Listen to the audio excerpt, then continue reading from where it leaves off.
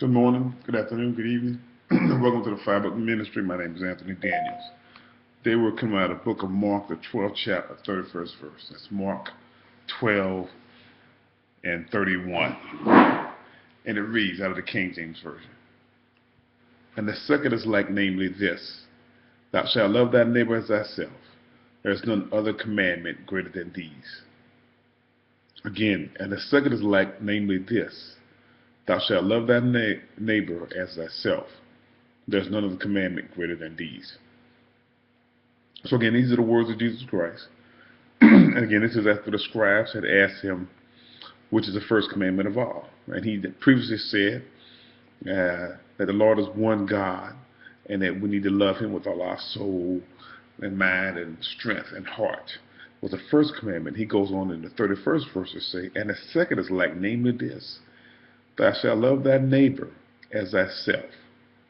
There is none other commandment greater than these. So the question is, what makes these two commandments greater than all the other commandments? What is the importance of these two commandments?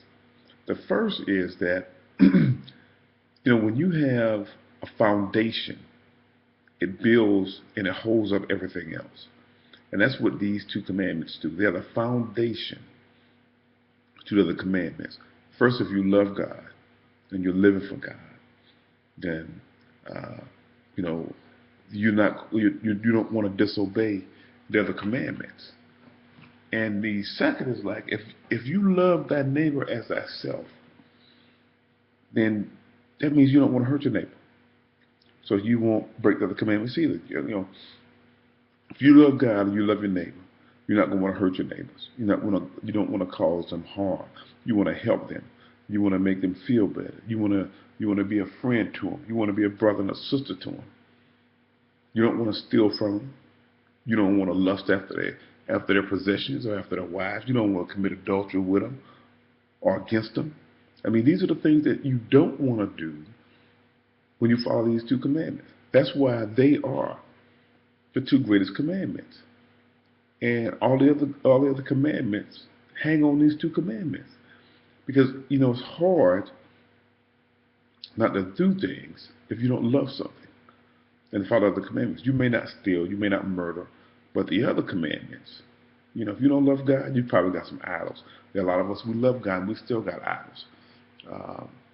But we're just not loving God the way this commandment tells us to love Him, which is why we still have idols. We lust after things that our neighbors have that we want. And when we focus on these two things, love, because that's what God is. God is love, and He wants to share that love with us. When He pours His grace out on us, that grace is full of His love. And that love, if we accept it and walk in it and live in it, then we will love the Lord as He's asked us to, with all that heart, all that soul, all that mind, with all that strength. And once we can love God like that, then it becomes easier for us to love our neighbor. It becomes easier for us to love our neighbor. And that's a love that is not a love that you have to, or you want them to love you back. It's not a love that you give it because somebody has given you something. You love them because that's what God wants you to do. You love them because that's the right thing to do. I always talk about, the unselfish love. And the only time we get unconditional love here on earth is by young children, because we put conditions on our love. That's not what God wants. God doesn't put conditions on His love for us. I'm going to say that again. God does not put conditions on His love for us. We know that when we come to God, He pours His love out on us, regardless of what we've done, how we've lived. And that's what God wants us to do for our fellow man. He wants us to love each other and love our fellow man without any conditions. Or you got to do this, or you got to do that, or you got to act this way, or I don't like you because you said this or that. No, He wants us to love our fellow man. Love him the way He loves us. And when we start walking those two commandments, we start walking that love makes everything else so much easier. I mean, especially when you love God like that.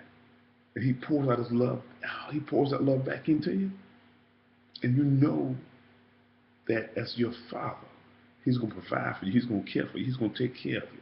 And your words start to fall off. And now you fall into a relationship with God that gives you that love.